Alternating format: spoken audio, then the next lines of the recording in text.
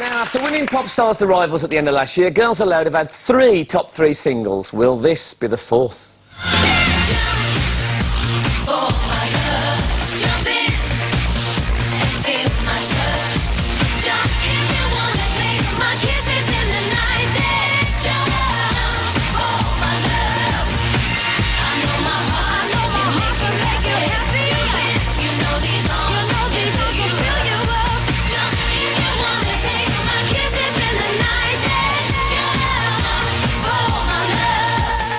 Ladies and gentlemen, from Girls Aloud, Cheryl Tweedy and Kimberley Walsh.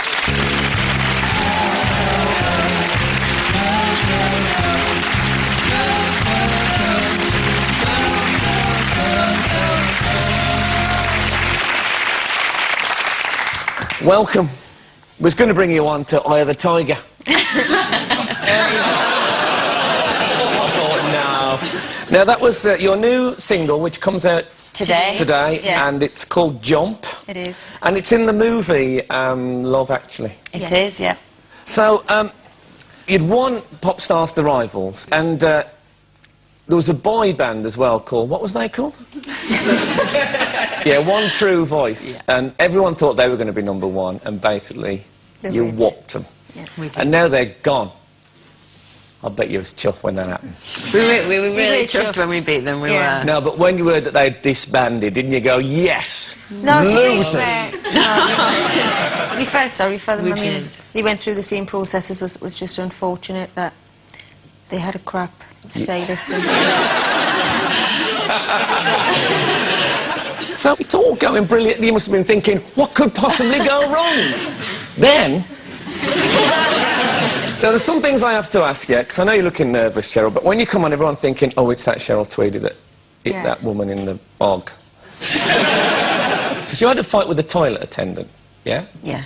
I don't really get the whole... Forget that toilet, that specific toilet attendant, but the whole toilet attendant... What is that about? Well, in the clubs, like today, nice clubs, in the toilets, they, like, lay out perfume and sweets and things like that you can... Sweets? Yes. I wouldn't eat a sweet in a toilet if it was sold in a lead container. Now, this was a lady called Sophie Ahmed Bokpa, and she worked in there, and you and her had a fight. Is that true? Yeah. All right. You're all right? Yeah, I'm fine. Yeah, you must have known. I haven't just broken that yet.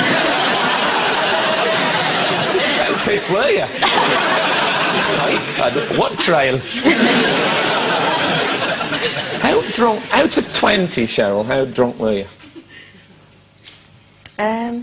Probably 12. 12? Right, yeah. So you were sort of... but not being sick. I was merry, I was enjoying myself, I was drunk, yeah. Right. And the argument, we don't want to go into too many details about it, because I know there is another case coming up, but the argument basically was that you had too many lollipops, was that right? Yeah. Well, that's worth fighting for, isn't it? So what happened? Can you tell us what happened, kind of briefly, without... Not really, but, you know, all this stuff come out... You can't remember, let's face it. No, all the details and everything were discussed in court, and there's another civil court case coming up, so I can't really... As much as I'd love to sit and yabber on all night about what went on and tell you the details, I can't. Right. Unfortunately. But basically, you and her ended up... There was a scrap in the toilet, yes. Yeah. Now, you actually spent the night in Nick, is that right? Yeah, I did, yeah. That must have been a bit of a... shocker. How was that? It was scary. I mean, I've never been arrested before or anything like that, and it was cold. It smelled funny. It was just an awful experience, really. That's in the cell, you mean? Yeah. So did you sleep, or did you just... I just kind of twiddled my thumbs, rung the bell about 25 times. They must have loved you. Yeah. What were you, room service were you after? Will you bring them lollipops?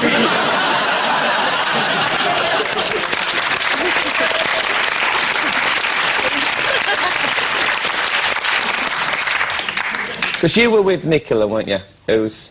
Yeah. Is that right? It was the ginger, is that right? Yes. Yep. There was always going to be trouble. So how did you find out?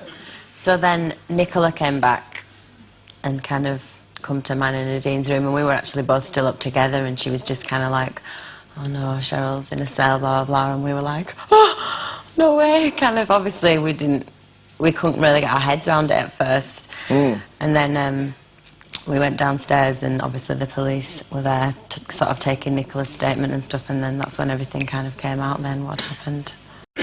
There must have been part of you that thought that stupid cow has ruined our big chance for fame. Maybe you don't think it now, but at the time... At the time, don't get me wrong, I think it scared us all. We were like, oh my God, this is, you know, this is really bad. And obviously, having only just, like you say, kind of got a record deal and just released our first single, everything did seem to be going so well. It was, you know, it was weird, but we never kind of felt bad towards Cheryl. We hadn't even spoken to you at that point, had we? And sort of, we believed Nicola's, you know, side of the story. No, because I was only allowed one phone call, and I rang my mum. Exactly. So it was nice to actually see her and discuss it, and then we just kind of supported each other from there. But to be fair though, Cheryl, you wouldn't blame them, would you, if they'd thought, no, oh God, no. if this... For example, part of the accusation, which I know you were found not guilty of, was that you'd made racist remarks to this woman. And then it becomes different, doesn't it? It's not just two people. Yeah. And if you'd been found guilty of that, I don't know how that would have affected your career, but it might have finished it off. Most definitely. I mean, racism's it's a strong allegation to be made against anybody. It's huge. It's an awful thing. But at the same time, the girls know me better than what the press were printing. You know, the girls knew there was no element of truth in that, so they didn't judge us on that at all. It was more so that was never really the issue. We kind of always, in the back of our minds, knew that was going to be cleared. But you believed the mega violence straight away? Oh, yeah. No, well, I must say, I was shocked, because obviously we knew each other really well, but you still are shocked, because, like, Cheryl's never done that before. It was just one of those situations, so... As I say, it went to court, and a jury looked at the evidence for 11 days. So they know more about it than we do. And they decided you were guilty of assault, but not guilty of racial abuse. Yeah. So that was that. Now, the woman, Sophie Ambagbockper, is now, she's launching a civil case. Yeah. And she's still claiming racial assault. So does that mean you'll have to go to court again, or will that be done in your absence?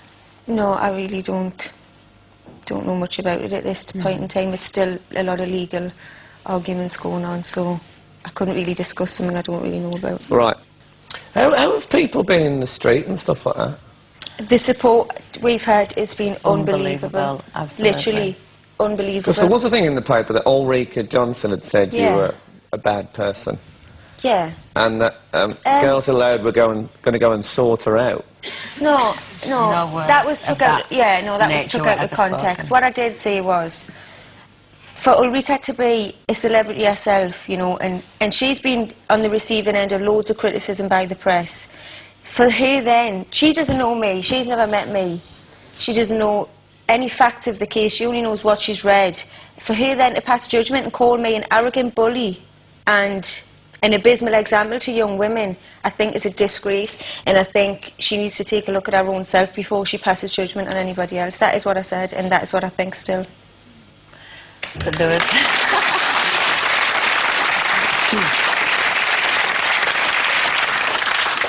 Now you, the pair of you were child stars, weren't you? Oh, please. Oh yeah, we'll do the court case, but not that picture of me as a kid. Yeah, but you were, and I've been looking you up. Oh no. I've got a great picture of you, Cheryl, in a catalogue, a proper old-fashioned catalogue. No. With, I think, Chris Evans. The great thing is that Chris Evans still dresses like that. So how old were you then? Probably like about 8 or 9. Yeah. Yeah. And you were in a British Gas advert. I was. Do you remember these things, or were they too long ago? I remember it really well. That's the worrying thing. I can remember plenty of things. Well, let's have a look at Cheryl's British Gas advert. No. Just for you. Gas central heating warms every corner of your home. Central heating. It's all on tap at your gas showroom. Now. We do it all just for It's great, isn't it? No, it is. Well, you need talk, because you're next. We've got a clip of you as well, Kimberley. And I like this. Let me set this up. This is Kimberley. And what she's doing, she's having a think about the members of her family and what she'd like to do with them. Oh, no. I'm going to put Mummy in the dustbin, and Daddy in the dustbin, Steve in the dustbin, Jamie in the dustbin, Jessica in the dustbin, everybody in the bin. And then I'm going to play all on my own. I'm finished! Oh, no, I knew one day that was going to haunt me. I knew. It's happened now, so it's out in the open. So now we've had 2 members of Girls Aloud, one topless and one with the knickers around. It's the best show ever. So you live in the same block of flats, is that right? Yeah. Yeah. And Busted, the boy band, live there as well? They They do. do, yeah. What, is it some crazy pop block of... It's just a really nice complex, and it's just out of the Just mayhem out of... centre. Yeah. One true voice, were they evicted when they... Did they live there before? No. I didn't think never. they ever got there. to They be were fair. south. They got home one night and Busted had moved into their flat. I did have them. Well, look, whatever happens, I hope that Girls Aloud march on. Ladies and gentlemen, Girls Aloud.